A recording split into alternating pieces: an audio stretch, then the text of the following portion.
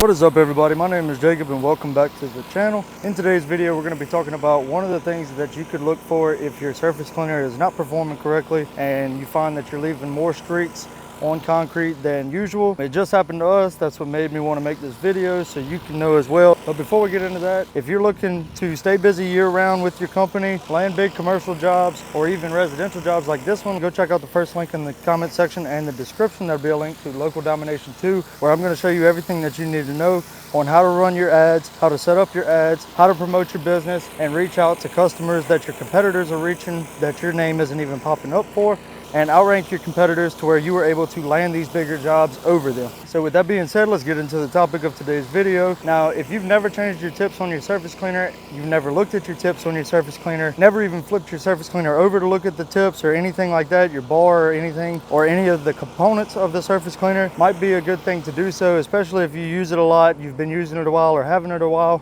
We have replaced the tips on our surface cleaner in the past. We have replaced heads and different things like that. We just greased everything up yesterday. We do tend to grease all of our stuff about once a month, being that whenever we do use it, it is for long periods of time and it's a lot of wear and tear. But if you keep up with your equipment and service your equipment on a regular basis, it'll last you a long time. You'll run into issues still, but it won't be any major issues to spend a lot of money and have a lot of money coming out of your account all at once. So we found that our surface cleaner wasn't cleaning as well as it usually does. We are running the 8 that's on the trailer. We pre-treated all this concrete and it was still leaving streaks for some reason. We were having to crawl almost like we didn't treat it at all. So we flipped the surface cleaner over and realized that our tips were actually out of line with the bar. Now, the actual tips under the surface cleaner are supposed to be in line with the surface cleaner bar that is under the surface cleaner whenever it's spinning. That way it is shooting directly down and it's able to clean to max performance. If it's kind of crooked, it's not going to clean straight and you will be moving a lot slower and leaving those streaks that everybody hates whenever you are cleaning concrete. So check your tips. We just had to tighten ours up. Ours are pretty worn out just from rocks and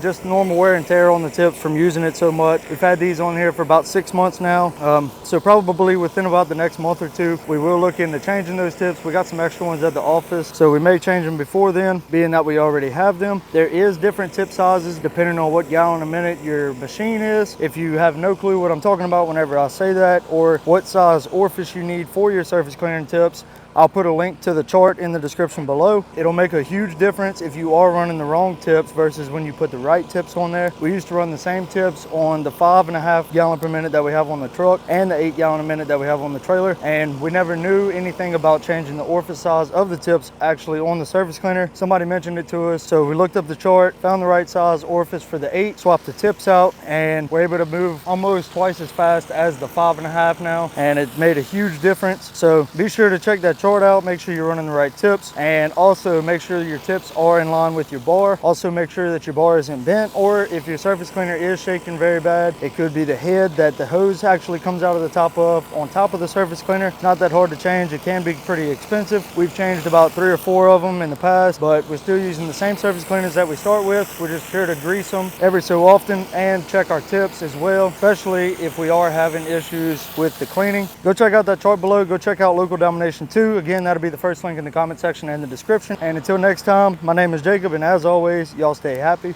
humble, and money hungry.